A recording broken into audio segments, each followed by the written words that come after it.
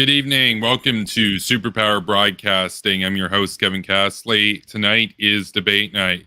Tonight we're debating Classical Ollie on realism in foreign affairs. And so, because Ollie's the contender here, the challenger, you get to make opening statements, a few minutes or so to make your case, your thesis, and we'll get into free form debate thereafter. So, yeah, let's get into it. All right, so I'll start off with my opening statements. Over the past few years, really over the past few decades, I should say, our country has lacked a realistic foreign policy in many regards. We've gone too idealistic in both directions recently, and it's worked out to our detriment in regions such as East Asia and the Middle East. Having a realistic foreign policy is important as it allows America to remain strong, but also remain smart in our actions, as being grounded in practicalism would produce the most efficient results. We can't afford to be isolationist these days in the era of an increasingly belligerent China and Iran. Yet we also can't afford to get too carried away in the other direction as well.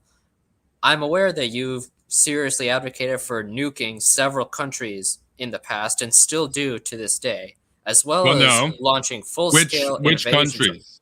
of Iran which countries? and North Korea, which you've said in the past. So I haven't specifically said that nuclear strike on Iran is required yet.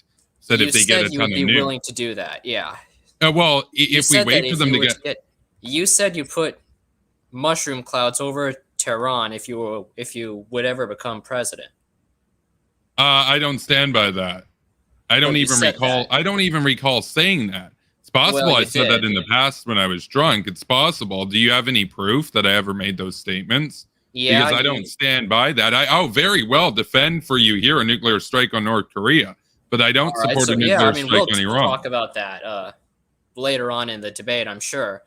But you did talk about a nuclear strike in Iran in your debate with Liz, as well as you tweeted it out. I mean, Okay, so you the call it your debate with tweets, but- Liz, right. So the debate with Liz was about a year ago. I've done a little over 800 videos since, so I don't remember every specific statement I've ever made. It's very possible I might have mentioned Iran in there as well, and I've been very clear. I've said very clearly in the past that if we wait for Iran to get a bunch of nukes and use those nukes, guarantee you there's going to be a nuclear retaliation for that. So right, and we'll get into that later on. But if I could finish my statement. Oh yeah, no, for sure. It's just the context is important here. The only one that I've specifically advocated for a preemptive nuclear strike on is North Korea. You said several countries. I want to be very clear on the record. I want to be very clear on the record. No. Talking about Russia as well, technically. Yes, I've said war against Russia, even though that it would also cause an extinction level event in North America if that were to ever happen. Okay, we're gonna have to take this step by step. You got all the time to make your opening remarks. And as I said, I'm sure. And as I said, I'm sure we'll be able to talk about the specifics later on. But I'll just finish my opening statement. No. I got to stop you on the specifics right now before we get into the rest. We're going to talk about the specifics later, dude. Okay, but you just lied. You said that I advocated. You know, you did. You said that I advocated for a nuclear strike on Russia without the context that I said that the United States would win a nuclear war. I did not call. Really exactly true. I did not call for the United States to nuke Russia. If you watch the show, which I'm aware you do, I was going to explain that later on in the debate before you interrupted me. Well, yeah, but I don't really stand for slander, bro. So we can continue. No, but you are. You're implying that I advocated for the U.S. to do a first strike on Russia with nukes. I never said that. I said if there was a nuclear war with Russia, the United States would win. That's objectively true. I'm not saying it's a good thing. I'm not saying I'm advocating for that. I've literally got videos calling to bankrupt them by the use of Canadian and American oil and exporting that to Europe. So. Yeah. Well, no, when I said Russia, I mean that, so you had a tweet out there. So there was this guy, I forgot who it was, who said that billions would die in a nuclear World War III. And then you said that's billions, well, it kind of is true nowadays. No, it's but not. We'll talk about that. No. Even the Pentagon has said that if there was a full-out nuclear exchange with the U.S. and Russia, about 500 million people. With the U.S. and Russia, but do you really think that a nuclear war between the U.S. and Russia would really only involve the U.S. and Russia? That would it's very possible. It's very possible. Why would Pakistan or China want it? I mean, don't you know how Article 5 works? If Russia attacks us, they basically attack all of Europe too. But that was including Europe. That was assuming NATO versus Russia, fallout nuclear exchange. Even in that regard, you'd still have fallout and conventional warfare as well as other countries that would probably get into it as well. So anyway. I've gone over that in the past. The Pentagon has estimated the total deaths in North America, Russia, and Europe to be on the order of about 500 million in the worst case scenario. So when we talk about billions versus 500 million, that difference is more. That difference is more than the population. That difference is more. The difference is more than the population of the United States and Japan. That's the difference. I don't really agree with that though, because like realistically, it would involve the entire world. Especially, but that's not necessarily true. It kind of that's just hypothetical. No. That's what speculation. Fallout, which would cause an extinction level event in a lot of areas of the world. No, that's a meme. That's an absolute meme. But we can get into that. Yeah. All right. Anyway. All right. So, as I would continue, so you've called for seriously nuking countries and launching full-scale invasions of others, resulting in a death toll of millions, in large part due to a subjective and trivial cultural reasons, and not just hypocritically using the human rights argument, which quickly falls apart when looking at your preferred policy prescriptions. This policy obviously is not only impractical, but also very, very immoral. It would stand against everything America is supposed to stand for, and any rational person would oppose such actions. There's my opening statement. Okay. So there was a lot there. There was absolutely a lot there. You said trivial cultural differences. So you think that the differences... Not just human rights. Not just human rights. I'm talking... Because you just recently tweeted that Hungary is fascist, which isn't really true, by the way. No, they still have opposition parties. Hungary still has opposition parties. The opposition party, I think, recently won an election in Budapest. So in a fascist country, that would never happen. And in North Korea, guess what? In North Korea, there's a multi-party system too. There's the Chondoist party. Yeah, but you know it's not a real opposition party, though. Yeah, and you know it's not a real opposition party in Hungary either. You know that. It kind of is, though. Yeah, but they don't exactly have an even shot at contesting against Orban. You understand that Orban. Exactly no, but it is true. It is true. He literally is fascist, dude. He literally is fascist. So I like how means. I like how we're just going to do apologetics for regimes that haven't done mass slaughter yet, on the technicality that, well, Orban hasn't murdered a ton of people yet, but he's basically consolidated his own power such that it's inevitable that there's going to be a wide-scale purge at some point in the near future, not to mention that Hungary is explicitly culturally reactionary. Culturally reactionary is a bit of a stretch, though. But not really. Are we really going to pretend that Orban is a liberal? He's not a follower of George Soros. Yeah, but he's not but he's basically the dictator at this point, right? He is the de facto dictator.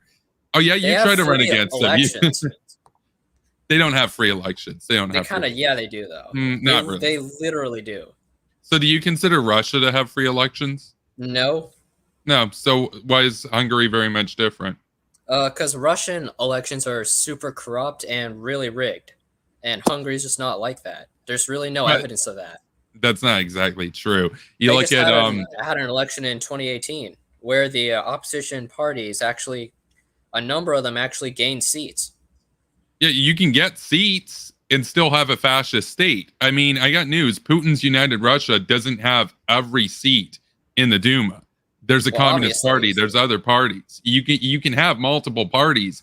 You can have even disagreements under fascism. Mm-hmm. That doesn't mean it's not fascism. You think that Nazi Germany was a monolith in the early years? No, there was disagreement. Didn't mean it wasn't fascist. So, I mean, it is kind of funny to see so many conservatoids go to bat for fascist Hungary. I mean, they're not really fascist, though. No, but they are. They absolutely are. I mean, you're talking about the complete repression.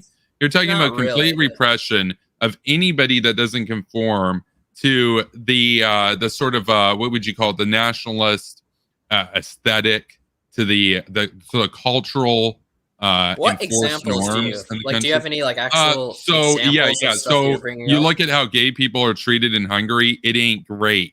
For example, well, you look at the crackdown really well in Eastern Europe in general, though. It's not really just a Hungarian thing. No, that's true. That's true. But we're talking about Hungary right now, so nice way to move. Nice way to basically say, oh, well, what about Saudi, though? Basically, is the equivalent of what you're doing. It's just like the region, though. It's just that the region of Eastern Europe is generally a more socially conservative place. Right, and I'm not a fan of that in general. But Hungary is particularly noteworthy because they're shilling for Putin, alongside Germany, especially.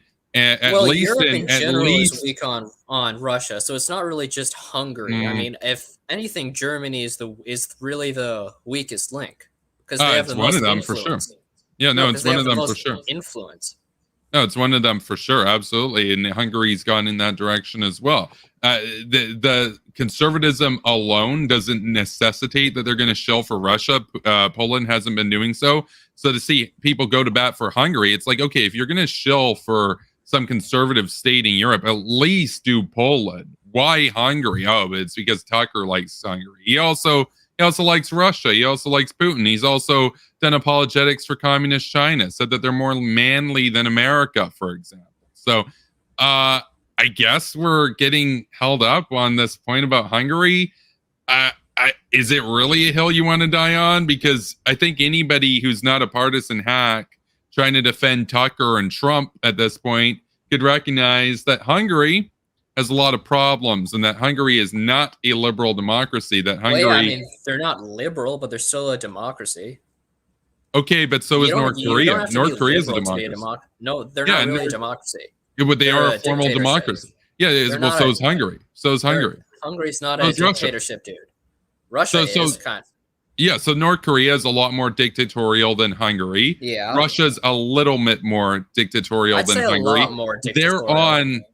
They're on a spectrum of anti-liberal democracy. Yeah, but being anti-liberal doesn't necessarily make you a dictator. But they're trending in that direction, and trending in that direction, it's kind of like a backtrack, though. So in the case of North Korea, fascist, but now you said, oh well, no, now they're just trending in that direction. Well, no, they are fascist, but there are different degrees of fascism. So fascist Italy was fascist, so was Nazi Germany. One killed a lot more people. One had a much more widely of fascism. One had a much more widely. Yeah, one had a much more widely.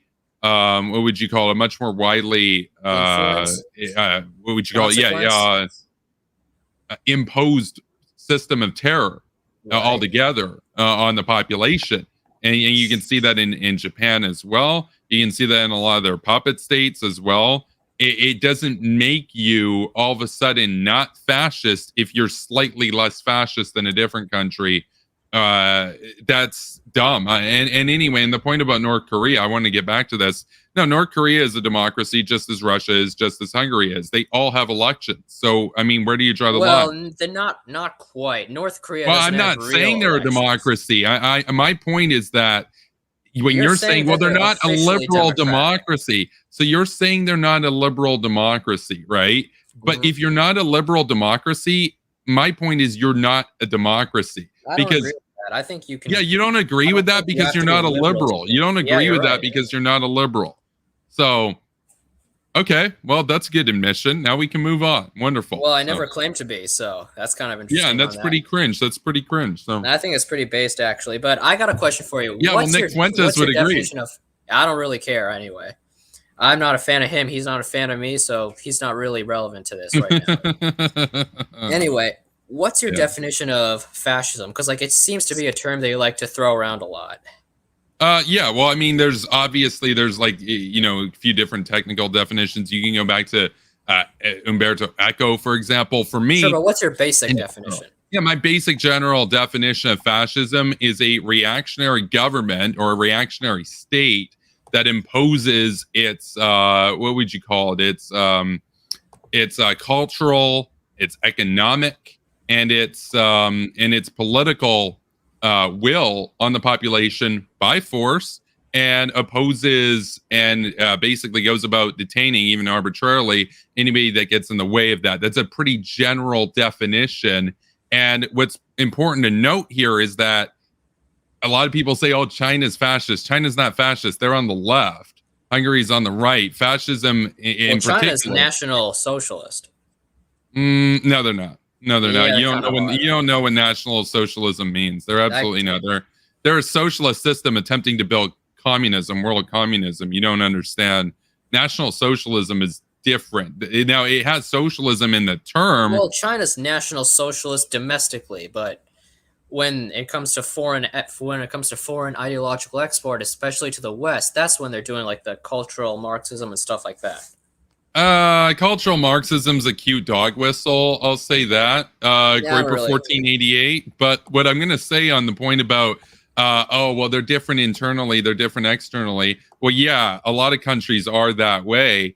But what you're missing is... The thing is, China is far right internally, but they're far left externally. No, they're not. No, they're not. You're a lunatic if you think they're far right. They're on their route to communism. If you look at Deng Xiaoping, if you look at Dengism, what is the Dengist goal? It's the same as what Vladimir Lenin... Deng Xiaoping was a fascist. By the way, you're not good. You're not good at not interrupting. I find it funny how you're like, don't interrupt me, and then you continue to interrupt the bulk of the conversation. I'm not really doing it. You're the one who is...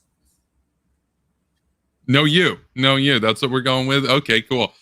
Anyway, so if I can finish concluding my point here about China, China's basically doing the equivalent of what the Soviet Union did with the new economic plan, where they are establishing the material conditions under their teleology of Marxism, whereby they can transition into a communist system, because they were an agrarian system before. And so if you look into Marxist thought, basically, Marx never said that you could take an agrarian country and bring it into socialism and communism, that you had to first go through the capitalist stage. Now, they view the capitalist system not as capitalist, they view it as socialism with Chinese characteristics, which is not just some buzzword, it's not just some advertising slogan. It's literally not capitalist. There is no true private property over there. The government controls every big corporation. They use their political and economic mechanisms to basically create an anti-competitive system in which those that are willing to play ball with the state, with the party, they get to accrue wealth. And you can be the wealthiest guy in China, and if the party decides that you're on the out, you're gone. You're totally gone. They're not a capitalist system by any means. You don't actually get to own property there. You're basically leasing it from the party, even if you've outright paid off whatever mortgage you had. They're not a capitalist system. They don't share the fundamentals of capitalism. They're not a free market system. Nothing that you could say about China you could say is capitalist. You could say, oh, well, they have money and they have businesses. Yeah, but that doesn't make you capitalist. They're a socialist system that uses market conditions to establish the material base to transition to full communism. That's what they're onto. That's not a right-wing thing. They're actually, in that sense, very far left. Well, now, some of the means their domestic cultural policies. Okay, but you could say that about the Soviet Union too. It didn't make them not left-wing. You can be left-wing and conservative. You can be left-wing and conservative. Look at Joseph Stalin. He was a left-wing conservative, for example. So. Yeah, I never said they weren't. So what's your point? So you kind of pivoted to China.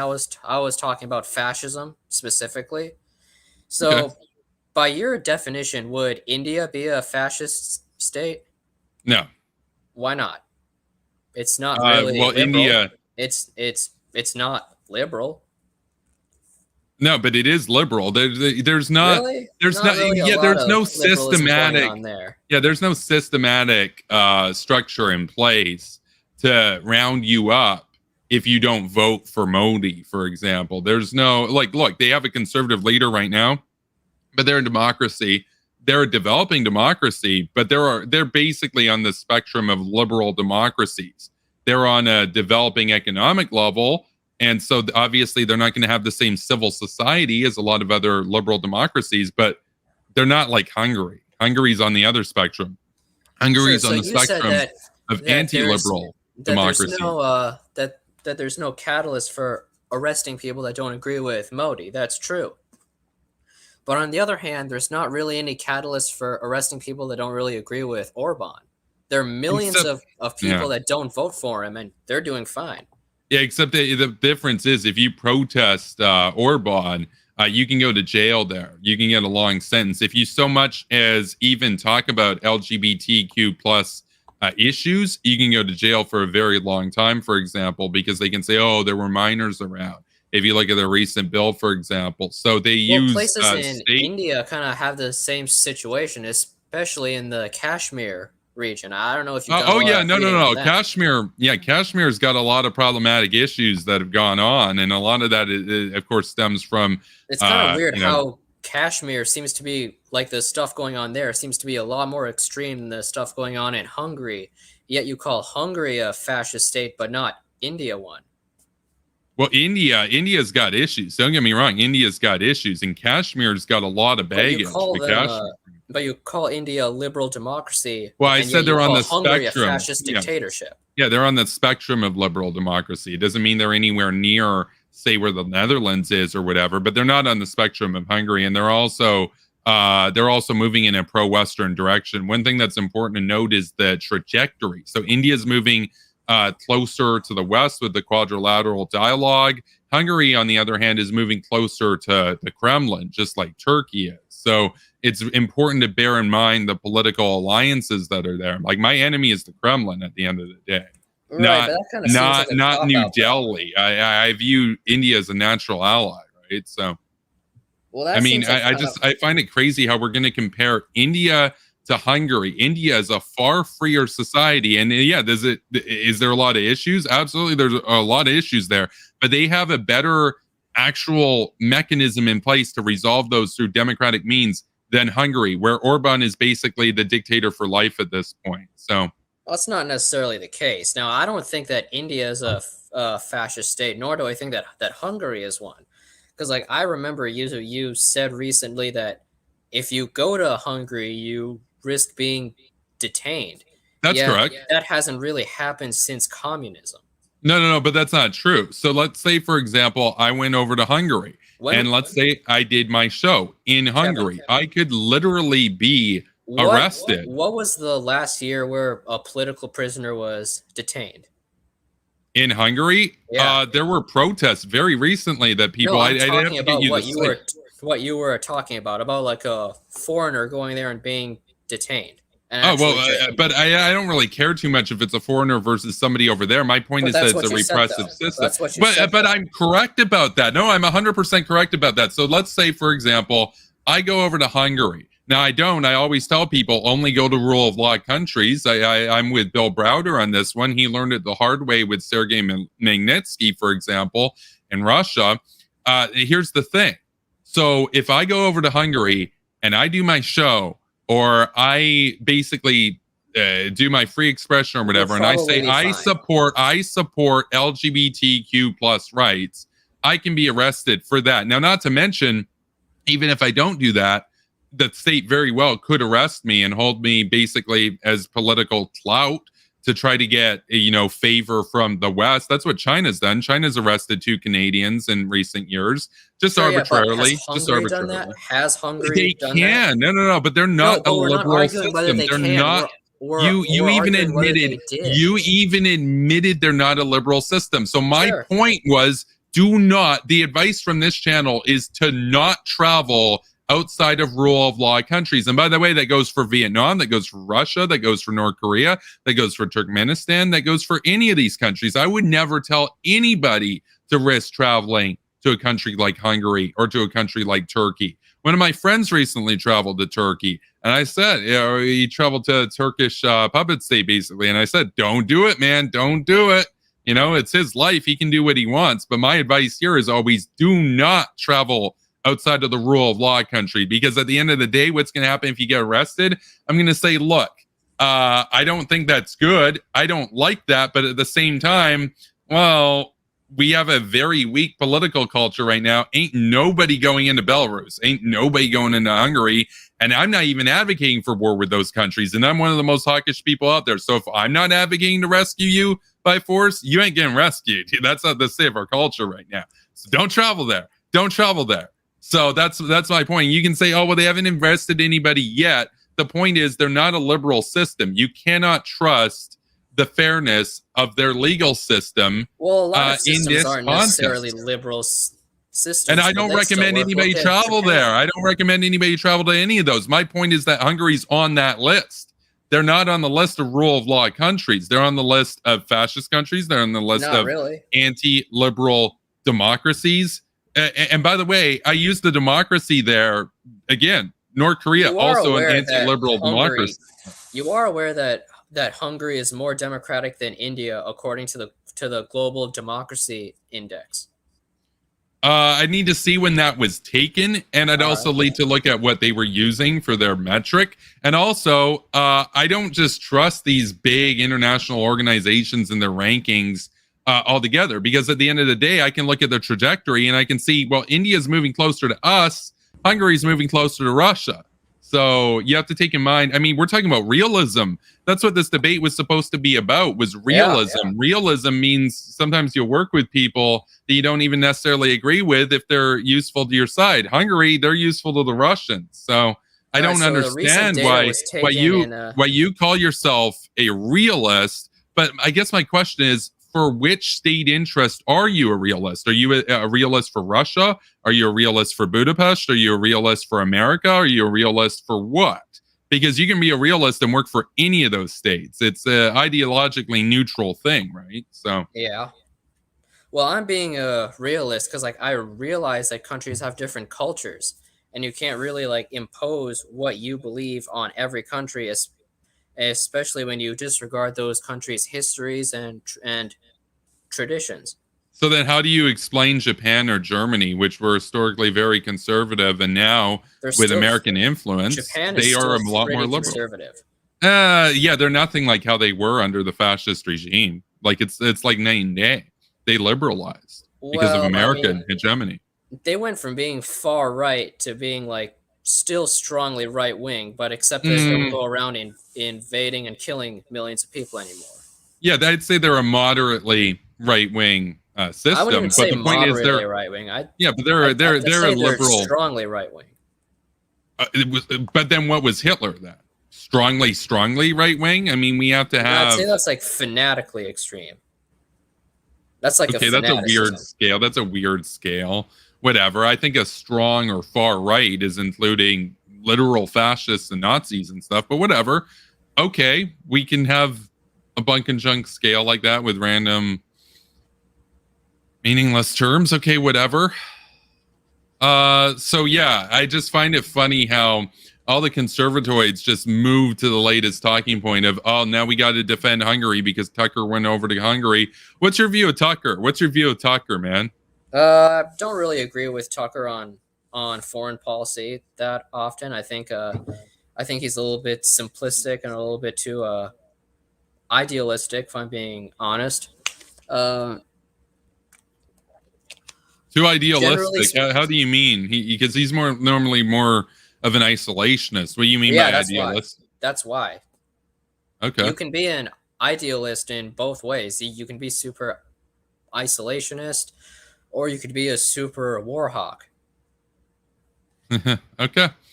So, getting back to what we were discussing before, I asked you for which state interest were you a realist, and you just said, oh, you're a realist in cultures and stuff like that. My question is, which side are you on? Do you sympathize more? Yeah, so you sympathize more with America. Why? Yeah. America's more liberal than Hungary. Why? Well, we're more liberal than they are. That's because we have a different culture. We have a different history. Okay, but that's just relativism. Yeah, but that also matters. Not every country has the same culture or the same history or the same traditions. I never said they did, but we'd like to get to a point down the road, at least what I advocate for, where we have world liberalism. So I don't really think that's possible, though. You're not thinking in the same time scale I'm thinking. I'm not talking about decades. I'm talking about centuries or millennia. Even in that, I don't really see how that's possible, considering how human civilizations have literally existed for that long, and yet here we are. We've only had like the vanguard of democracy and freedom in like the last few hundred years. Before that, it was all different conservative traditionalist kings going to war with each other. It's a very new thing, the Enlightenment. It's going to take time to propagate, but it's superior to everything else. Yeah, so the Enlightenment also has, a lot of conservatives in America actually have their ideology rooted in the Enlightenment.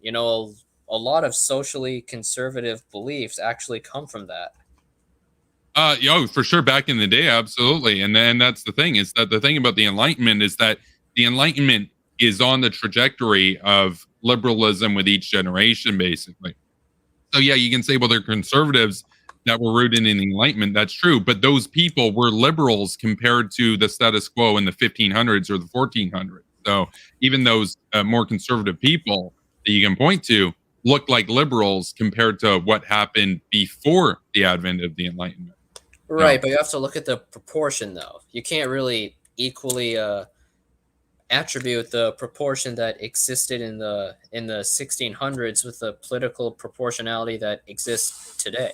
I'm not. All I'm saying is that those conservative Enlightenment thinkers that you're talking about are liberals compared to the thinkers that came before them. So that's my point, is that the Enlightenment is a fundamentally liberal thing, and it gets more progressive with each generation, basically. That's the point, is that... Well, I was looking at the specific morals of the Enlightenment rather than just the policies. When you look at the specific morals, you can reach a point where you get too liberal to the point where you reject the basic tenets of the Enlightenment. So what's an example, just hypothetically here? I think that reverse racism would be an example. And how do you mean? Are you aware of critical race theory? Yeah, I'm aware of critical race theory. I'm also aware of a lot of the memes around it. So are you talking critical race theory, the meme, or are you talking critical race theory, the legal school of thought? I'm talking about the school of thought. And the whole general, I'm against hold on. And the whole general ideology of reverse racism. I think that would be an example of liberalism going too far to actually reject the principles of the Enlightenment. So so those a lot of those CRT actual academic thinkers, like, I'm not talking the memes, I'm not talking white fragility, I'm talking the actual the legal school of thought. It's not an Enlightenment school of thought, and it's not a liberal school of thought. They actually reject objective rationality, which is a key tenet of the Enlightenment. They regard that as a white social construct. They actually view objectivity as relative. And so that's actually an anti-Enlightenment position to have. The idea of the reverse racism, all that stuff. Yeah, you have to look at it. They're not actually a liberal wing. A lot of them straight up will identify as Marxists, for example, which is anti-liberal. So, it's kind of an interesting point, is that Vosh actually says that Marxism is the logical conclusion of liberalism. I'm just curious on what you think of that. Well, it's funny because Hawes, Marxist theory. Yeah, it's funny because Hawes, infrared, he argues the contrary. He argues that fascism is the inevitable result of liberalism. Now, Vosh, historically speaking, I've watched him for a couple of years. He used to make the more Hawes point. He used to say that liberalism would lead to fascism. Now, he's changed his mind on that. But here's the thing. They're both wrong. Liberalism does not lead to fascism, and it doesn't lead to communism. In fact, historically speaking, liberalism bombed the shit out of fascism in the 40s, and liberalism won the Cold War against communism in the 1980s. So liberalism defeated them both, historically speaking. Now we got new enemies. We got new communist enemies in Beijing, and we got new fascist enemies in the Kremlin. But liberalism can rise again. Liberalism does not have to yield its way to one of these two fringe and cringe ideologies. Liberalism is better than both of them. I'm a liberal. I'm an anti-communist, and I'm an anti-fascist. I'm a pro-liberal. I want world liberal hegemony. So right. So as I was saying before, at the point when I was talking about a CRT and Marxism, I would argue that modern liberalism has gone to the point where it's just leading to these ideologies via a slippery slope. Okay, you're gonna have to make your case for that, but I will note we're talking about foreign policy realism right now, and we're talking about critical race theory. This is like some PragerU, Charlie Kirk level stuff. I thought we're talking foreign policy, but okay. Yeah. Okay. So you want to go to talk about foreign policy? Well, it just seems like you were going to have the classic memes about how actually liberalism gives rise to Marxism and all this kind of stuff, which is not true. It's not true. So, I wouldn't say liberalism does that inherently. I'm just saying that a lot of the modern iterations of it, but that's a different. Yeah, and a lot of the modern iterations of conservatism lead to fascism. So what now? I guess we're even, except I don't even regard your premise as true. So we can get back to foreign policy because this is going nowhere. So. All right. So you talked about, if I recall correctly, you said in your opening statement, and we talked a little bit about this, but then as you continued your opening statement, you brought it up again. And my guess is, based off your cadence there, that you were reading off of a script of some sort, and so it was already pre-prepared and you didn't alter it. You said that I advocated for nuking multiple countries. I want to be clear on the record here, I've only advocated for a nuclear first strike on one singular country, that's North Korea, because there's no other recourse at this point to deal with them. It's inevitable. So I've said before, it's better to win against them than to lose against them. We understand that conflict is inevitable. Of North Korea, you kind of ironically have a pretty Stalinistic worldview when it comes to North Korea, because Stalin believed that World War III with the West was going to be an inevitable thing. Obviously, it never happened. So, he believed that. Let's just be clear. He believed that because he was trying to make it happen. You look at the Doctor's plot back right before Stalin died. He was gearing up to start the conditions to start World War III over Israel. So yeah, he was trying to start World War III because he thought that it was going to happen anyway. So he at least wanted to have the advantage.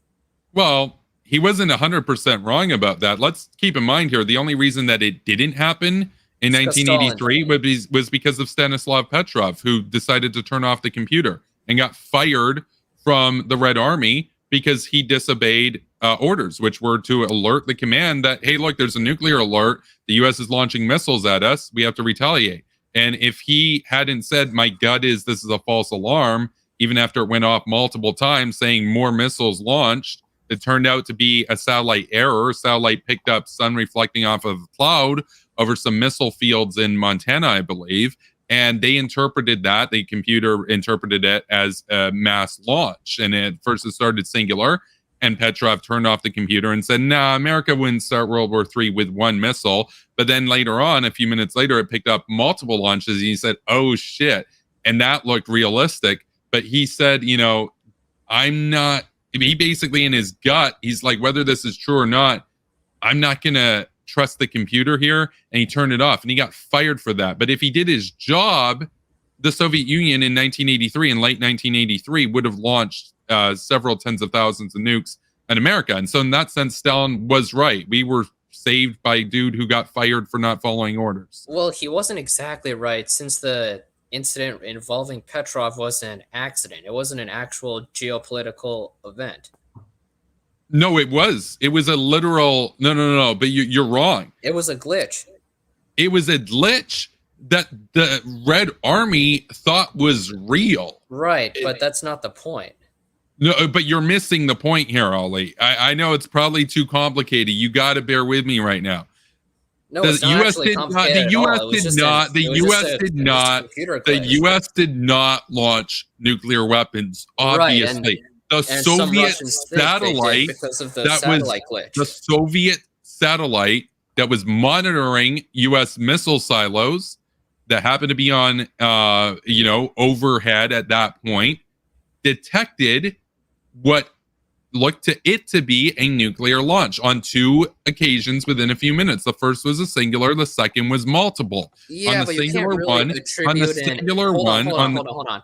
No, you don't get this, dude. You don't get this, dude. We got lucky, dude. It basically was inevitable. Stalin was right. If the Cold War, no, but if the Cold War went on, Stalin was talking about inevitability. He was talking about an actual geopolitical fight, not a computer glitch.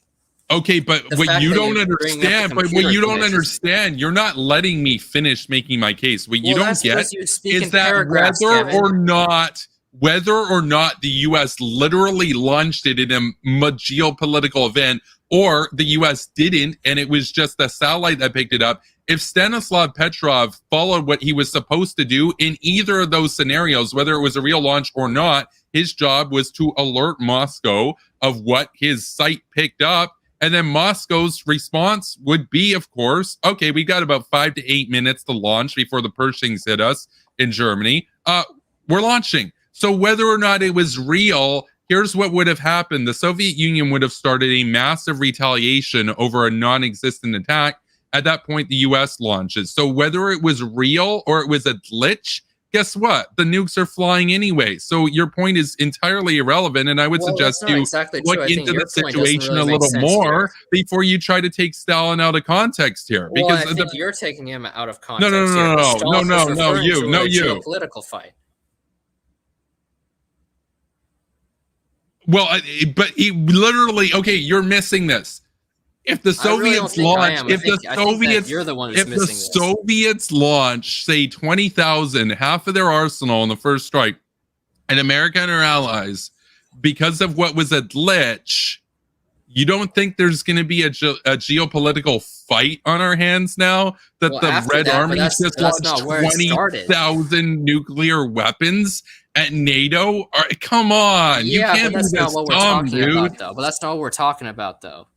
You're not really following this. Oh, so we're just going to talk about semantics, or just like Stalin's not my god. I don't even think Stalin's your god. So who cares about the technicality of what he was saying? My point was that a nuclear war was going to occur if it weren't for the actions of one dude, and that was one of many instances of these false alarms that nearly led to a nuclear war. Right, it even happened after the Cold War. Yeah, but false alarms aren't really what Stalin was talking about, though. But who cares what Stalin was talking about? That's what the whole thing is about, though. That's what this No, but you're missing it. You're missing it. When I said it was inevitable. To get this point. Okay, you're not debating Joseph Stalin. You're debating me. I would have nuked Joseph Stalin. We wouldn't have gotten along, Stalin and I. Right. So you're debating me. If you want to debate Joseph Stalin, you'll have to take that up with his dead corpse. You're debating me right now. Right. But you're just doing semantics now. No, you're the one who did semantics. You're the one who did semantics because you're like, well, technically it was a geopolitical situation. Okay, I got news, dude. How the fuck is a satellite picking up a nuclear launch not a geopolitical situation? It doesn't matter if it's a true launch or not. No, but you don't understand consequentialism.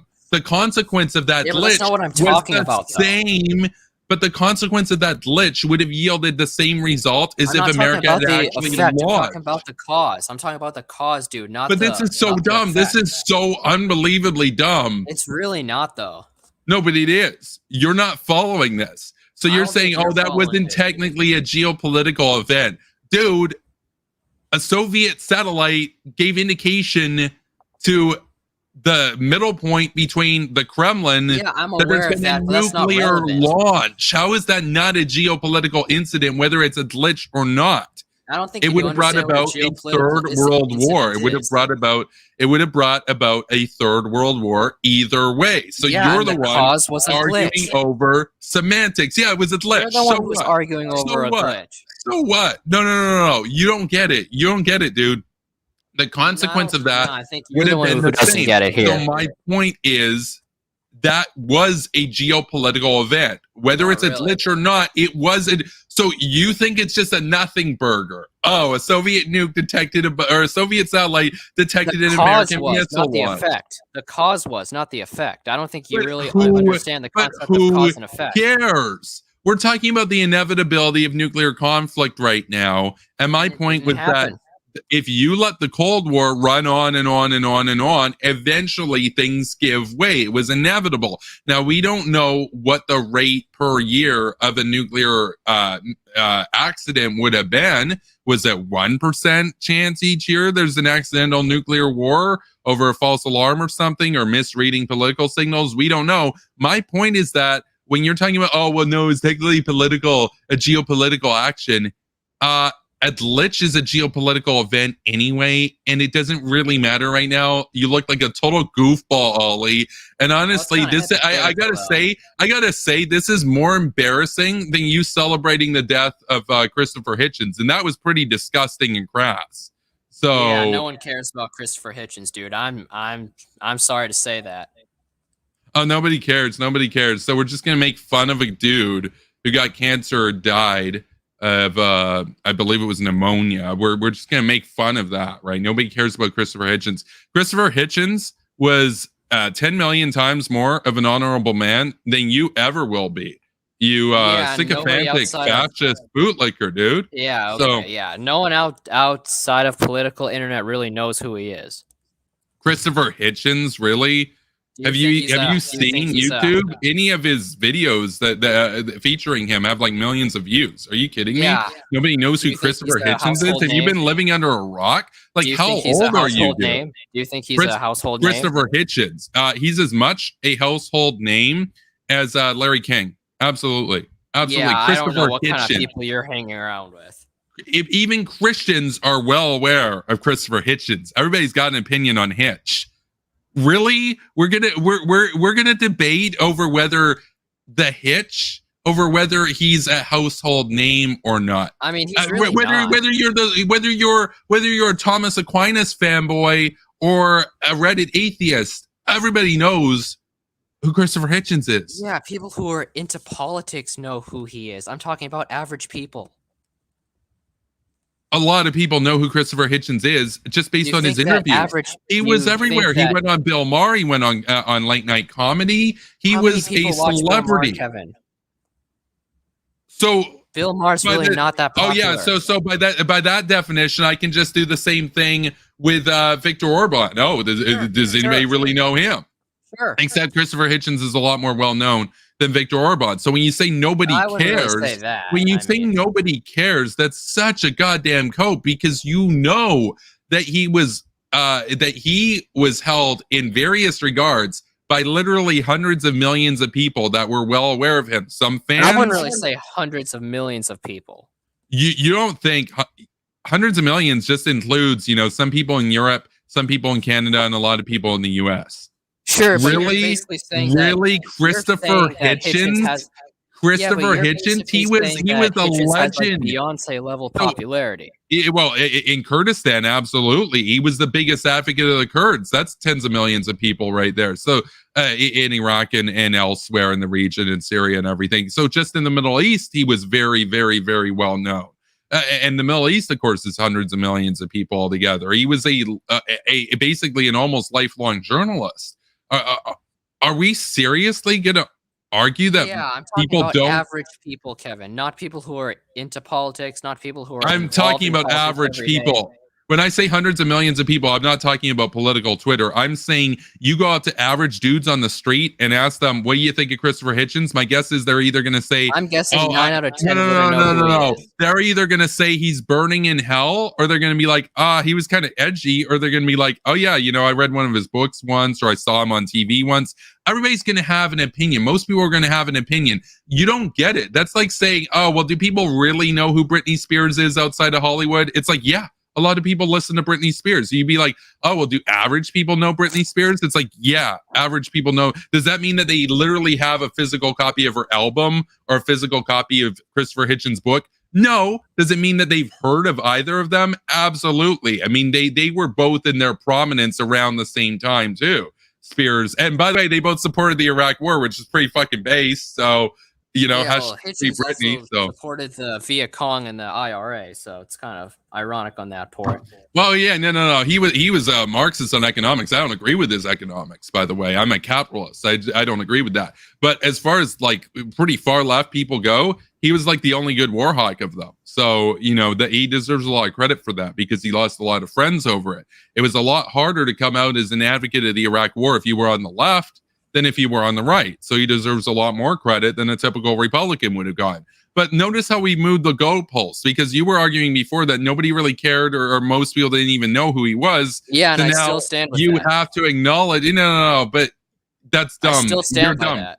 You're out of touch. I don't think so. No, you're totally out of touch. You're totally out of touch. Christopher Hitchens. I'm not saying fanboys. Like, Ken Ham knows who Christopher Hitchens is, doesn't really like him very much. Okay, that's because he debated him. So, yes, but the point is, throughout churches across America, Christopher Hitchens was referenced. Throughout television, he was referenced or interviewed. Sure, but a lot of churches in America are inherently political, Hitch. Everybody had an opinion on Hitch. Even people that weren't political were aware of Hitch. You've got to be kidding me, dude. You're so out of touch. You're so terminally online in like your fringy reactionary communities where you'll talk about Christopher Hitchens, but like you guys are even aware of him, but you're going to pretend like the average folks, the normies, aren't aware of him. No, I got news. You guys aren't special. We're not special. I'm not special. You're not special when it comes to this. Everybody knows Christopher Hitchens, except for like some 13-year-old Zoomer. That's basically the deal. He had a decades-long career in journalism. What? If everyone knows who he is, and how come he was never that relevant? Never that relevant? Are you kidding me? He was like the only big movement. Yeah, so he was the only really big advocate for Kurdish independence in the United States. He was the only really big and prominent advocate on the left for the Iraq War, and he was on numerous programs over the years defending it. Right, but those he was a debate me bro. Prominent debate me bro. He debated all kinds of people. He was a bigger debate me bro than Ben Shapiro back in the day. I mean, there was a time when Christopher Hitchens was far more known than Ben Shapiro. Now, I would say today, Ben Shapiro and Christopher Hitchens are roughly around the same sort of stature in terms of notoriety. Kind of stature. No. He has like the most popular Facebook page. He has one of the most popular YouTube Christopher channels. Hitchens died before YouTube and Facebook really got huge. But I'm talking about mainstream television, like in their era, in their prime. Christopher Hitchens in 2006 had as much notoriety as Ben Shapiro had in 2015. No doubt. And the fact that you can't recognize that shows how young and misinformed you are, and just how out of touch you are. It shows like how much of a bubble you are, and that you never really got past the early 2000s. No, but I'm specifically making an anti-bubble argument. I'm telling you that there are people out there that don't really care very much about politics that have either heard of Christopher Hitchens, seen him on TV once or twice, heard about him in church, or are a fan of him, read about him, read his stuff. Like, you're really underestimating the degree of notoriety. Like, honestly, it would be the same. It would be the same as if I said to you, nobody really knows who Ben Shapiro is except for some conservative frat boys. That would be insane. That would be insane. That would be insane. No. A lot of people know Ben Shapiro. Now, Ben Shapiro, it's worth noting, Ben Shapiro has had nowhere near as many television appearances and near as many like prominent high profile speaking engagements as Christopher Hitchens. Not to mention Christopher Hitchens was a big journalist who went out in the field all the time. He went from Cuba to the Middle East, Kurdistan, etc. Ben Shapiro, he does his stuff from an office. So it's like Ben Shapiro doesn't get around as much in the world, but a lot of people know Ben Shapiro. So I find this idea. People do you think have like actual opinions on him? Same thing with Hitchens. Like, people might. But are we arguing about opinions, or are we arguing about know about them? Because you said about 9 out of 10 people wouldn't even know about them. So, which is not true. It's not true. It's not true. It kind of implies that you have an opinion on them. Oh, so then most people have an opinion on Christopher Hitchens. Because most people in America, Canada, Iraq, for example, are aware of Christopher Hitchens to various extent. I think that if you were to poll Americans in 2021, do you have any opinions on Christopher Hitchens? Like 70, if not 80% of people would probably say no. But they would be aware of him even if that were true. Now, I'm not giving you that. That's not that you just pulled that out of your ass. But even in that case, that would still imply that around 70 million Americans would have an opinion on Christopher Hitchens. But apparently nobody cares. So even you just admitted, well, the grand scheme of things, nobody really does care. No. Oh, so we moved the goalposts to now nothing well, you're matters. Kind of moving now the goalposts, though. Now we've gone the doomer pill. Now it's like, oh, technically the universe, the heat, death, everything dies anyway. So who cares? That's the direction we're going in right now.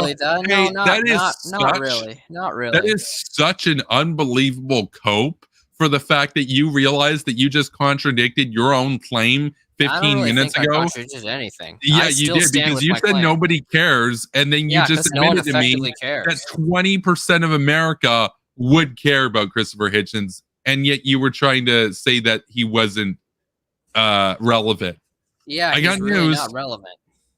So then, by your definition, who is relevant outside of Donald Trump and Joe Biden? Honestly, like without literally being what? Honestly, dude, not many people care about politics. Like the only relevant. No, but we're not talking about politics. Trump, Joe Biden and but you're aware. Figures. So you're aware that Christopher Hitchens did more than just politics, whatever that means. So he did journalism. He did a lot of atheism stuff. He did debates. He did stuff like basically comedy level stuff and everything. I mean, he went on late night shows just to talk and chat, that kind of stuff. A lot of books, etc. A lot of articles, a lot of pieces, various publications. A lot of it political, sure, but you could say that about a lot of people in the last 30 years. Most of it was having somewhat of a political bent. But you went, let's just note for the record here, you went from saying that basically nobody outside of a very small political bubble cared about Christopher Hitchens to admitting to me just now that 20% of Americans would have an opinion on him, which means that literally tens of millions of Americans. I'm talking about the grand scheme of things. We have that is 360 million people in this country. That is such a goalpost move right there. That's a cope. Really. That's literally a cope. You just contradicted yourself. You tried to dismiss Christopher Hitchens as basically irrelevant, and now you had to concede that even today in 2021, 70 million or so Americans would have an opinion on him. Hey, guess what? 70 million Americans would be like, who are we, if they were asked about either of us? So obviously he was a lot more relevant than us. 70 million, sure, that's pretty big. That's pretty big. By the way, more people are aware of Christopher Hitchens' name than Billie Eilish, for example. And Billie Eilish is relevant. Yeah, I don't really agree with that. You don't agree with that? Okay, because most Billie people over the age of 30 wouldn't know who she is, whereas most people over the age of 30 would know who Christopher Hitchens is. Most people over the age of 20 would. But that's just wrong. But that's just absolutely wrong. It's absolutely wrong. You literally just admitted to me. You literally. Do you have any stats? Do you have any stats? Do you have any stats? You don't have any stats. Do you have any stats? The stats that you pulled out of your ass contradict your own point, because 20% of America, 20%, hundreds of millions of people had an opinion on Hitchens.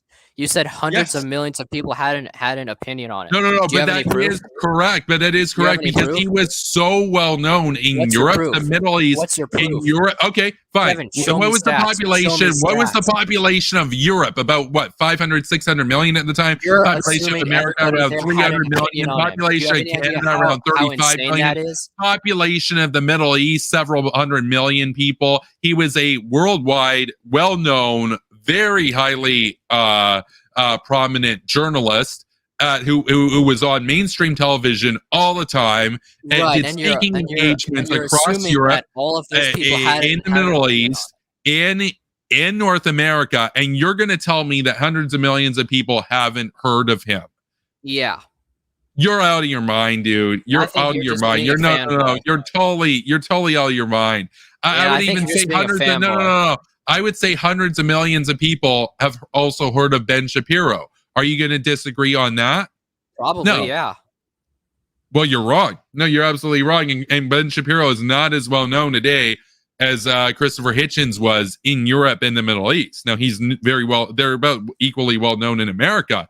But like I said, Christopher Hitchens did a lot more traveling than Ben Shapiro. Christopher Hitchens was Christopher Hitchens was on the career a lot longer than Ben Shapiro, but Ben Shapiro is also younger, so we'll see what happens. If you want to do Google search trends, if you want to compare Christopher Hitchens to, let's say, Senator Tom Cotton, so I just did it right now.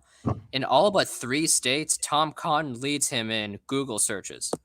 Yeah, but Christopher Hitchens died in 2011. Sure, but you're saying that he still has you're saying that he still has a pretty strong influence today. Wait, hold on a second. There's a difference between saying hundreds of millions of people know about him and people have an opinion on him versus he still has a strong influence today. I didn't make that claim. I'm a fan of Christopher Hitchens. No. When in this debate did I claim Earlier, that? Right now, you just did. Just like 15 minutes ago. No. What did I say? I said that people were aware of him. You admitted that 20% of people would have an opinion on him. I didn't say that he was still influencing stuff today the way that Ben Shapiro is or whatever. He died 10 years ago. Right. So don't put words in my mouth. And I said that nobody cares about that. But that's not correct. A lot of people, especially a lot of atheists, do, and a lot of Christians still talk about Christopher Hitchens. So a lot of religious people and a lot of atheists still Hitchens has a force on. Kevin, do you have any actual stats? I don't need actual stats here. Are you kidding me? You kind of do, though. Yeah, you kind of do. No. So you live in a bubble. You don't spend time in atheist circles, then. Because Christopher Hitchens has talked about in atheist circles on the regular still. Like he's a legend, basically, in the atheist community. Atheist circles tend to be bubbles in and of themselves. So, except what 16 to 18% of America is atheist. So that's almost that 20% you mentioned in the first place. Except we know that religious people have an opinion on him too. So like, and also atheists are growing. Like religion is. I was about to say a word. Religion is dumb. I'll say that. Religion is dumb. Religion is not an intelligent thing. So now you yourself are religious, and I hope you grow out of it eventually and grow up. That'd be great. But I mean, the idea, atheist circles. So he's relevant in atheist circles. Yeah, atheist circles are huge, dude. No, so what? By that definition, you can't be relevant. You can't be famous. You can't be big if it's in a political group that you disagree with. Like, I'm not going to claim that Ken Ham isn't relevant, and Ken Ham is nowhere near as famous as Christopher Hitchens was. So, I would actually argue that Ken Ham actually isn't that relevant anymore. Okay, but I'm making the point. He's relevant in his community, but he's not as relevant as Christopher Hitchens was. Yeah, well, Ken Ham's community, it's not really that big, though. I just want to point out for the record here, we're at the 1 hour mark, and most of this debate is not really focused on foreign policy. So you did want to debate me on realism and foreign policy. Yeah, so when you talk about realism, you said that America, you said that you were on the side of America for realism. So I got a question for you. Yeah. What would be your foreign policy? What do you want to see done that's not being done right now? What do you want to see done? You say you want to counter China. How would you counter China? I would decouple from China economically. I would impose economic penalties on them. I would try to reinvigorate global alliances against China by doing economic incentives, geopolitical incentives. I would try to make an East Asian political bloc to counter China. I would want to build off of the already existing Quad infrastructure. I would want to remilitarize Japan, and I would want to support Taiwan, strongly support Taiwan. I would want to support dissidents inside of China at the same time, as well as counter Chinese influence in America. I would close down all the Confucius institutes. I would try to look at connections between academia and the entertainment industry to the Chinese Communist Party, and I try to close down as many of those as possible. And after that, I try to do that on a global scale, try to subvert Chinese geopolitical expansion in other countries. I would do geopolitical aid packages to certain countries in order to directly compete with the Belt and Road initiative that China's doing. Yep. I would try to woo European countries, specifically Greece and Portugal, because those tend to be mostly pro-China. I try to woo those countries away, and I try to support anti-China actors in a lot of the countries where China is already heavily involved in. So we agree on all of that. The only question I have for you basically is about Taiwan. Would you put nukes in Taiwan as a guarantee of security? Because I would. Yeah, I'd do it secretly, yeah. Yeah, so would I. So we actually agree on all that. So then what's our disagreement? Probably on nuking stuff. Okay, so what do you want to do about North Korea? So we agree on China. The only thing about China is I would say straight up sanctions. Like, yeah, economic penalties. You said economic penalties. I guess that's basically sanctions. Yeah, I am in support of sanctioning China. Okay, so we basically agreed on all that stuff. So North Korea, what would you do about North Korea? I would strengthen South Korea very heavily. I would also strengthen Japan very heavily. I would increase the United States presence in Japan and South Korea. I would also try to encourage South Korea and Japan maybe to arm themselves with nuclear weapons. I would continue the economic sanctions on North Korea. I would strengthen American missile defenses. But largely speaking, there's really not much else we can do. Well, I would disagree on that last point. I would also disagree on the point about nuclear proliferation. I'm actually against nuclear proliferation. I don't want to see Japan and South Korea get nukes. I want to see America's security guarantee. That'd be good. I think Japan and South Korea getting nukes would actually be good, especially for Japan, since they have to both deal with North Korea and they have to deal with China too. No, I hear you, but I only want America to have nukes at the end of the day. It's going to take a long time to get there, but for me, when I look at the situation there, Japan and Germany are still in that tricky position where it's like, okay, I can see letting them have a little bit more conventional military power. I'm never going to let Japan have nukes. That's just me. So same goes for Germany as well. But and that's just what happens. Get that because like Germany's run by like feckless and weak people, but Japan's a different situation though. Yeah, Japan. The problem with Japan is that Japan still refuses to apologize for some of the World War II stuff. And I would say before we even consider having that conversation, they're going to have to do what Germany did and just completely admit utter shame over World War II. And until they can do that, they don't get to be a big boy with big boy weapons. That's my attitude on it. So they basically have to own up to that, and they have to radicalize the media in terms of their, like, even children's shows over there will glorify imperialist Japan in the war. Can't be doing that. You don't see German shows doing that. You only see that in Japan. That's a problem. And America put up with that because Japan was useful against the Soviets and everything and against communist China. That's great, but we need to move on, and we need to actually come to terms with the legacy of what they did, waging a war on Asia. And until they can own up to that and say that they were wrong, I ain't trusting them having nukes. They don't get to be coy about what they did in World War II and get to have nuclear weapons. But that's just me. On the point about North Korea, I believe, and it's my view, as I've talked about in videos on this channel and debates as well, that North Korea is not going to stop at a minimal deterrence. They're not interested in just having enough nukes to deter an invasion. They're actually interested in reunification, and their goal is to get enough nukes that they can credibly blackmail the United States to basically stay out of it, and then force the South to surrender from fear and shock that America doesn't have their back anymore. Now, if South Korea had nukes, maybe that would change things. Now, I'm not down with letting South Korea have nukes. Like I said, I don't want nuclear proliferation.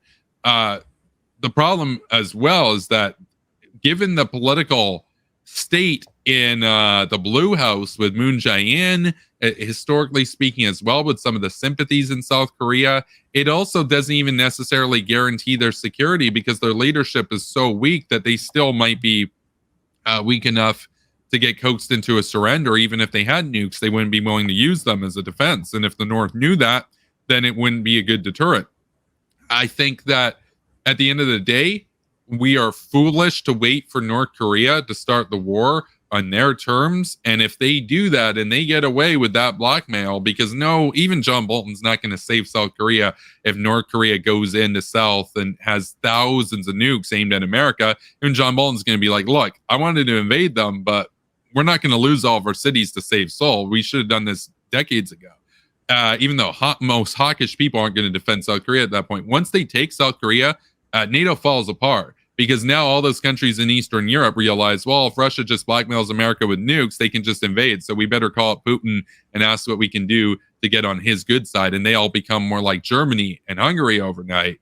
That's a huge problem. And that's a huge blow to American hegemony in the world, to American security, to the West at large. And I'm not willing to stand for that. And I'm not willing to get blackmailed for millions of years by a regime that should have been wiped off the face of the earth a long time ago. And those people liberated a long, long time ago.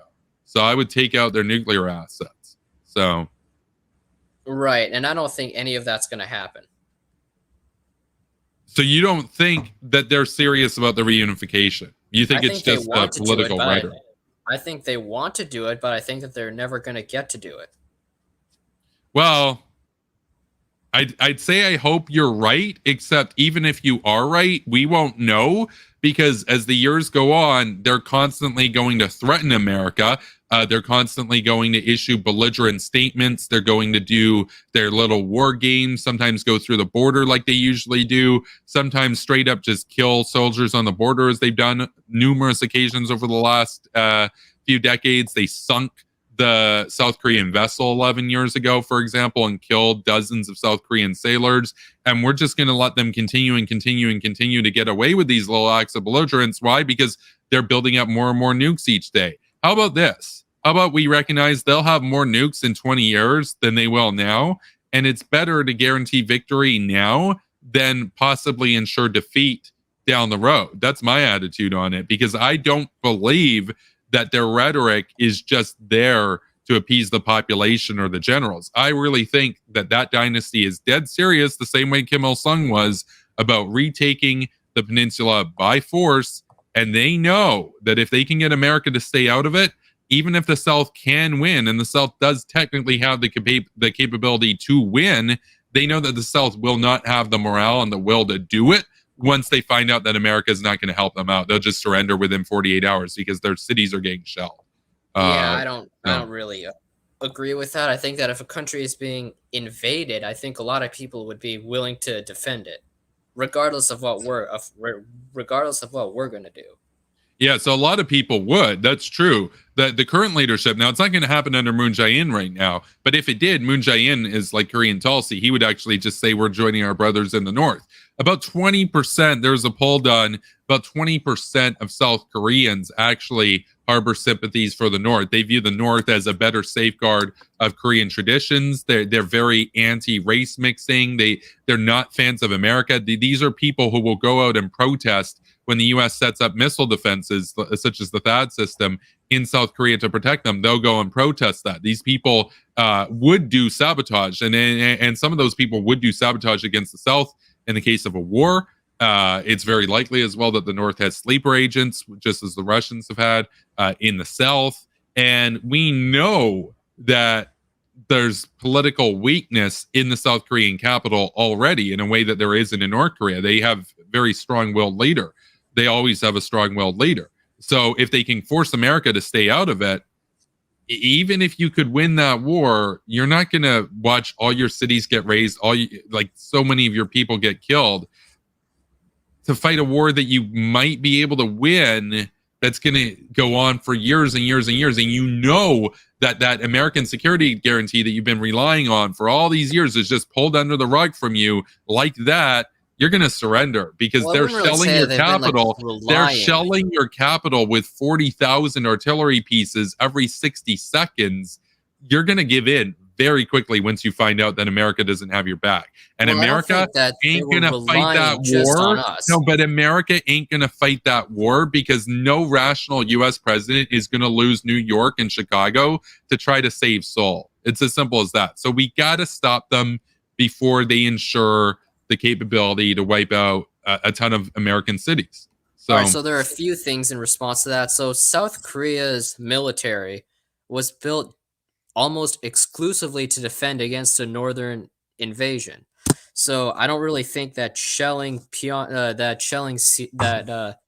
Seoul is really going to make them quit, considering how the South Korean military is probably going to be attacking Pyongyang at the same time. Well, the South Korean military is pretty tough. My point is that their leader is probably going to be pretty weak. If it's anybody like Moon Jae-in, they're just going to surrender. Like, you can have all the military force in the world. Putin's already shown. Obama had way more force than Putin did, and yet Putin got Crimea. Why? Because Putin had willpower and Obama had none. So that's how this works. You can have the strongest military in the universe, and if a rat jumps at you, you can still surrender to it and be like, I'm scared. That's the problem, right? So it comes down to the political leadership, not the military. The military could win. They're not going to. They're going to surrender. The leadership is going to surrender. So yeah, I think you're being like, so Moon Jae-in isn't going to stay in power forever. But even if no, but it's a problem. It's a big problem in South Korea. The sympathy for the North. Yeah, but I think you overestimate how strong that actually is. It's about 20% sure the vast of the majority of South Koreans probably hate North Korea. Oh, sure. Sure. Especially if they actually invade.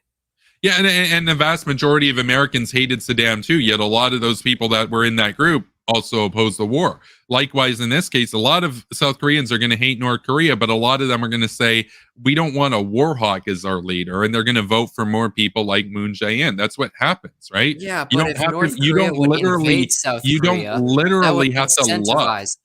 Yeah, but if North Korea were to invade South Korea, that would make a whole lot of South Koreans a whole lot more hawkish. Yeah, so you understand, by the way, that in this scenario, the best case scenario is we have a bloody war that goes on for a long time between the North and the South, where the North definitely uses nuclear weapons, not only on the South, but in their own territory tactically. It's an absolute bloodbath. Maybe the South wins. I think the South has a better chance. They can win. They can technically win even without nuclear weapons. They could win that war right now. But what we're basically missing here is that, and this is the key point, even if the South decides to prosecute that war effort, which I'm skeptical they would once they find out that America's not actually going to have their back, but let's say that they do, the point here is that North Korea's strategy is to build up enough nuclear weapons to get America to stay out of it. Because if America stays out of it, the North has a chance. If I don't think that strategy is going to work for North Korea, though, because North Korea isn't going to be suicidal. They know that if they try to nuke us, we're just going to nuke them. No, they're not going to. I want to be clear about something. They're not getting those nukes to specifically nuke America. The point is to have the ability to do it so America stays out of the war. They don't actually want to attack America. They want to take South Korea.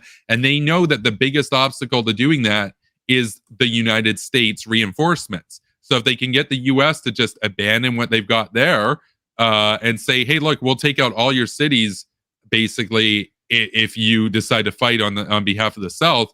What they need to do that, though, is thousands of nuclear weapons. It's not 100 like they've got right now. And they need the long-range delivery, which they've got, but they need to mass produce it, and they're doing it. And they need right, but they're not going to get high-yield weapons of nukes because they don't have the industrial capacity to build nor maintain them. But that's not really true, because we're talking about a long-term plan here. So about 10 years ago, roughly, they had 6 to 10 nuclear weapons. Now they have somewhere between 60 and 200, depending on which estimate you go with. We can say 100 nuclear weapons. They've been amping up. So they've been amping up. Yeah, so they've been amping up. And also, they don't actually need thousands per se. They just need enough to get America to stay out of it. And they need more than enough to be confident to do it. But they need to know. They basically need to have a weak leader in the West, which happens all the time in America. And they need to have enough nukes and the delivery means to get them to America to say, hey, look, you don't want to defend your ally here. You want to let us take them in a 1v1, basically. My view of it is, if this continues, within 30 years, North Korea will have enough nuclear weapons and enough ICBMs to be able to realize that and manifest that reality. And so I think it's crazy to just wait. Like, we should have invaded North Korea a long time ago. We should have invaded them before they had nukes.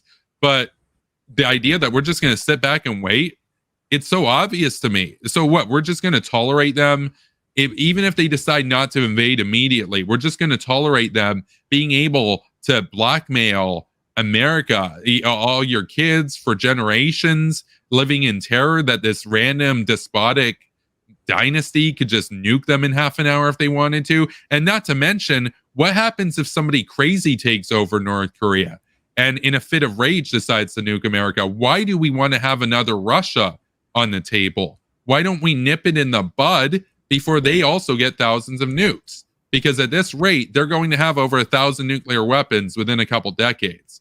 And you can say, oh, they don't have very much money. They spend almost all their money in either the military or military-related activities. 25% goes directly to the military, and about another 50% is related sectors. So they're a military state. This is all that they do. This is all that they live for.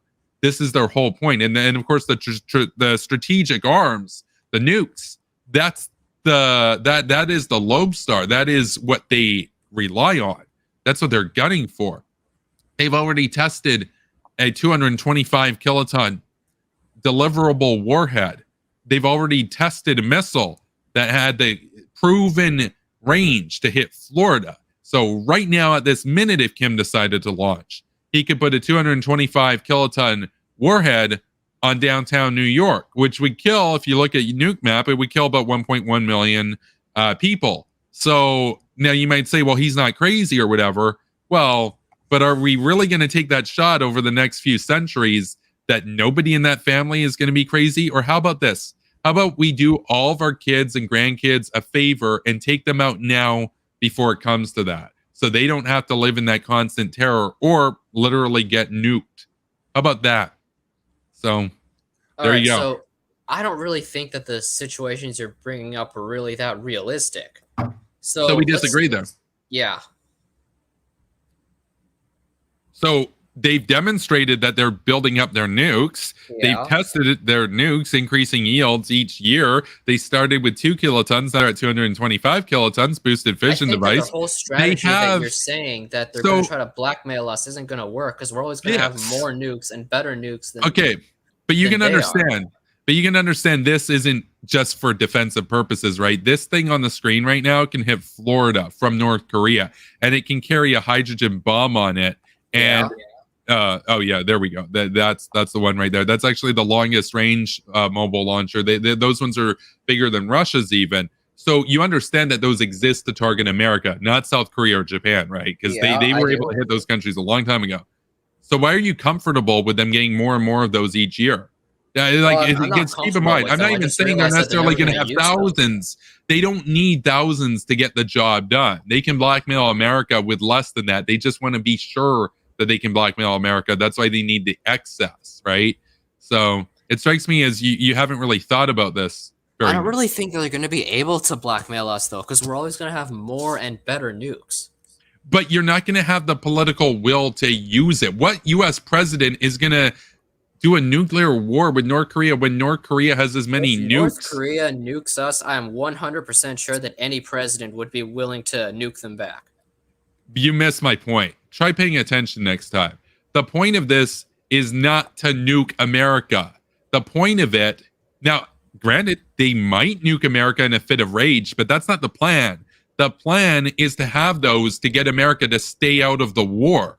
It's not to nuke America. I don't think we'll fall for their blackmail, though. That's the thing. Okay, but I disagree. Right now, maybe not, but in 20 years, when they've got hundreds of those and they work and they've got high yield warheads on them, I think you're right. No. I really think you're wrong. Even John Bolton would not wage that war. He'd be like, look, son, I would have done this 30 years ago, but I'm not getting 150 million Americans killed to save South Korea. I'm out, bro. And that's John Bolton. So you're crazy. You just haven't thought this through. It strikes me as you haven't really done your research. No, because the thing is, I don't think North Korea would actually nuke us, because that would be suicide. No. But you're missing the point. Their whole strategy here is not to nuke America. Their strategy is to threaten America with the nukes and say you stay out of it, and then America backs off. Those are empty threats. No, but okay, an empty threat is a threat you make that you're not willing to back up or have the credible capability to back up. Right, in and this I don't case, think North Korea's going to back it up because they know that it's going to be suicide. But you're missing the point. The threat of that alone, not being incredible, it's a very credible threat when you see that they've got hundreds of these things lying around, these topol systems, and they've got the yield, they got the delivery systems, and they got the accuracy. That's the three big things. And they can do it. And you know that they can do it. You say, well, maybe they're bluffing. So do you call their bluff? I'm saying for sure they are. But if you're the American president, do you take that chance and risk getting 150 million Americans killed on the chance that maybe they're just bluffing? And you know what? Maybe they are bluffing, but if America decides to prosecute it and do a nuclear war with them, they do launch. How about that? So my point is, why would we let it get to a situation where we've got a couple 100 million people dead in South Korea, America, Japan, and now North Korea as well, because cities are on the table now if it's a nuclear retaliation. Why are we going to get to this situation just because you didn't have the political will to invade them before they had the means to do that? Like, I'm telling you, dude, you might say, oh, they're just bluffing. You got to understand something. They're not trying to nuke America. The plan is scare America out of defending the South so that they can take the South in a blitzkrieg, basically, and have them surrender quickly because they're like, oh, shit, where are the Yankees? Oh, fuck, they left us behind. Uh-oh. I guess we surrender, basically. That's the strategy, and it's a long-run strategy. You're banking on them never having the balls to do the blackmail. I'm not banking on that. I'm banking on that regime having the balls to do it. They're a ballsy regime. They're dead serious about this. This is a long-run plan. They've been at this since the 80s with their nuclear program. And the whole goal, it's never been to nuke America. It's been to have the ability to completely nuke America so America fucks off. And you're arguing, well, maybe there's a chance America wouldn't fuck off. And I'm like, okay, that's true. Now 200 million people are dead. Great. Why don't we deal with them now before we have a massive nuclear war on our hands? How about that? So my How about we win a small nuclear war, then maybe lose a big nuclear war? How about that? No, so my position on this is that no, they would never do that, and their blackmail would fail. And even in the worst case situation, where it's North Korea versus South Korea, I think South Korea is more than capable enough to take on the North by itself. The North uses World War II style combat tactics. They would get absolutely obliterated by the South. Bro, you're missing my point. The South has better equipment. The South technically has a more capable military. You're missing the point. So did Obama, and guess who got Crimea? Was it Ukraine or Russia? Oh, that's Russia. Why? Because Putin had willpower, and Obama had no willpower. You're missing the point. An old army with a strong-willed marshal is going to win over a modern army with a weak-willed president like what South Korea has. I'll tell you this. You said, well, Moon Jae-in's not going to be in forever. Guess what? Yeah. There will be stronger presidents in the South, and there will be weaker presidents in the South. I'll tell you this. North Korea is patient. They're not going to attack South Korea when there's like a John Bolton level guy there. They're going to wait for another Moon type figure, and he or she will come along because there's that peacenik crowd in the South. They'll come along, and once they have the capability to do the blackmail, and they'll wait. It's not like as soon as they get the magic number of nukes, they're going to go right then. They're going to wait until the political situation in the South is weak enough to favor them. They're going to do it. And ideally, they'd have a Trump and Moon type pair where it's Trump as he's warm with Kim and it's Moon as he's warm with Kim. They do that, and that's when they strike. Now, I'm not saying it's going to be Trump and it's going to be Moon. It's going to be a few decades down the road. But what they're going to wait for is the stars aligning. They're going to wait for a weak-willed American president who's all about ending the wars or whatever the fuck, or isolationist. And they're going to wait for a weak-willed South Korean leader who says, maybe we should do rapprochement and sunshine with our brothers in the North, bro. And at that moment, if they've got the few thousand nukes in place or the 1,200 nukes or whatever in place and the delivery systems and everything ready to go, they're going to launch, and they're not going to launch the nukes at America. They're not going to launch the nukes in South Korea. They're going to do conventional bombardment in the South and tell the Americans, they'll wire them up and say, this is our war. You stay the fuck out unless you want to lose all our cities. And America, I'll tell you what, you can say, oh, well, on paper, they defend South Korea. No American president is going to get 150 million of their people killed to save the South. They would say, look, we could have defended them before they got this many nukes. But it's a little too late now, bro. And if I'm wrong about that, maybe I'm wrong, then we have a massive nuclear war where hundreds of millions of people are dead because we took your strategy of procrastinating and waiting for them. How about we do my strategy and we take them out now when we can guarantee victory before we have a massive clusterfuck on our heads? You still haven't given me a good argument against that. You just said maybe the North will never do it, in which case, great, we just get to live under fear for hundreds of thousands of years that this radically insane regime can just wipe us out any day. I'm not down to live like that. Fuck that. I want to take out that regime by any means necessary as soon as possible. This should have happened before they got nukes. Right. So I think that the whole scenario that you made up is super unrealistic. I think but you're wrong. If they hold on. I think that if they invade, I think that if North Korea were to invade South Korea, I don't think any South Korean leader would just want to capitulate while their country is being invaded, especially because the vast majority of the South Korean people wouldn't want to live under North Korea. So you understand, even the weakest South Korean president would just roll over. Yeah, so you're wrong about that because Moon would roll over, but the reason why the North hasn't seized the opportunity is because they haven't had enough nukes to make it work yet. They wish they had more nukes to do it, but that window is passed, and they're playing a long run game. You don't understand how the South works. The South is depending on, in all their war games and everything that they do, they depend on a coordinated effort to repel the North with the Americans. Americans are gone. The Americans, but they don't really even need us, though. Oh, technically, no, but you're missing the willpower dimension. What South Korean president is going to prosecute that war? Kevin, why don't you understand that if a country is being invaded, the people of that country would want to defend that country? So let's play out your scenario. No. Hold on. Let's play out that scenario. Let's play out that scenario where Moon Jae-in, if the Chinese were to invade Canada, would you not want to defend Canada? I'm not entertaining some dumbass left field hypothetical. I'm talking about the Korean War right now. Kevin, your entire scenario is a dumbass left field hypothetical. Let's say that you're right, and the South Korean people, but let's say that you're right, and the South Korean people decide that they're going to fight it, and they do a military coup or whatever against the president that's surrendering, and they go in to wage that war. Guess what? Now hundreds of nuclear weapons are raining down on South Korean bases and civilian targets. Now, they've got a lot of advanced weaponry. Don't get me wrong about that.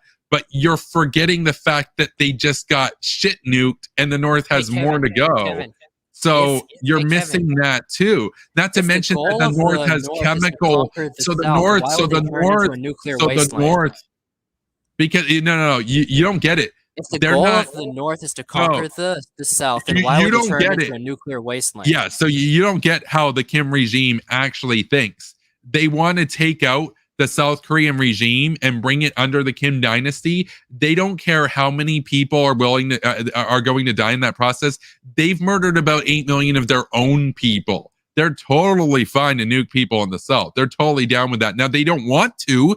They would ideally have them surrender and have America stay out of it. That's their best case scenario. But let's say you're right. They do a coup against the weak leader that's in charge, and the military's in charge now. Now we have a nuclear war. We have a one-sided. Now we have a one-sided. Now we have a one-sided nuclear war on our hands, where the North is dropping tactical nukes on their infantry positions and their tank positions left and right throughout the valleys of Korea, basically just blowing them to smithereens. They're getting nuked the fuck out. And America's not going to save them. Their cities are getting gassed. People are getting gassed everywhere. It's chemical warfare, nuclear warfare. The South is, they technically can still win if they press on-ish, assuming that the North doesn't hit strategic depots and whatnot, in the right order. But what you're missing in all of this is the political and the psychological dimension. They're not going to prosecute that war. If they do, it's a shitstorm anyway. So what you're saying is we can't take them out right now. Let's wait for there to be a massive nuclear war anyway. That's stupid. It's totally stupid. But I'll tell you what, this debate basically at this point is going nowhere because it's obvious that you haven't really looked into this very much. You're not even listening particularly to what I'm saying. At this point, no, that's because we've gone over right about everything that you had wanted to talk about. We can't debate all night. I have a pretty busy schedule, and so we're gonna have to wrap this up soon. But you get your closing remarks, so feel free. All right, so this was pretty fun. I wish we could have debated a little bit longer, but that's fine. So I stick with what I said. I still stand with everything that I said in this debate. I think we need to be realistic when it comes to foreign policy. I think that we need to be smart when it comes to geopolitics. And overall, we need to try to benefit this country, benefit the world, and obviously not conduct a nuclear war that would kill tens of millions of people. And in the end, I gotta say, the whole point of this country's geopolitics is to expand freedom and American security. And yeah, that's pretty much it. Yeah. So basically my position here is that as far as having a strong foreign policy goes, we more or less agreed on China. The crux of our disagreement with North Korea was apparent. We also disagreed on classifying Hungary as fascist. But when it comes to North Korea, it's very clear that my opponent here is willing to bet on sunshine and rainbows and that the North never decides to strike, or if they do, the South will have the strength to fight that war and then just get completely nuked and gassed and everything because we waited decades for the North to be confident enough to start it in the first place, implying that they're going to have hundreds and hundreds or thousands of nuclear weapons by that point with much more accurate delivery mechanisms, more accurate decoy systems, far better strategy altogether, far better delivery systems. As far as the situation goes, I've been very clear about it. We're not talking about millions of people dying. You do a strike on their nuclear assets, their command and control systems. You can take them out. Now, obviously, a lot of them are deeply buried. You take them out. That's actually going to result in relatively few casualties. It's the conventional war that's going to follow that's going to result in quite a few casualties. But I know technically the debate is over, but you know that if North Korea were to start like a massive nuclear arms race, then that increases the chance of the South developing nukes too, right? Like if the North gets like hundreds of them, then the South is obviously going to start their own program. So they've already got 100. Get nukes within like a couple months, honestly. Yeah, so they've already got about 100. The thing with South Korea is that South Korea has not been developing nuclear weapons. I would say it's crazy. I find it funny. Like, this is the problem with realists, is that realists basically do the meme where it's like, it's the Oprah meme of like, you get a nuke, you get a nuke. It's like, you get a nuke, everybody gets nukes. Like, it will have world peace if every country has nukes. That's crazy. That's a recipe for disaster. I want the North to have nukes. Now, a better scenario here would be that the U.S. places nukes in South Korea. But again, I don't think that's sufficient to guarantee deterrence in the long run, because the North is dead set on taking the South and they're dead set on blackmailing America. And so your nukes are only as good as your willingness to use them. And if the North feels confident that they can blackmail you, they will use them, or they won't use them, but they'll use them to blackmail you and hope that you leave. Now, in the scenario where the South does decide to prosecute the war, then millions of people are dying anyway. And if the South doesn't prosecute the war, then millions of people are going to get purged, and South Korea is going to be a nightmare forever under the North, and NATO is going to fall apart because the whole world's going to realize that American security guarantees mean nothing if the person calling your bluff has nukes. In other words, Eastern Europe falls to Putin just of their own volition at that point.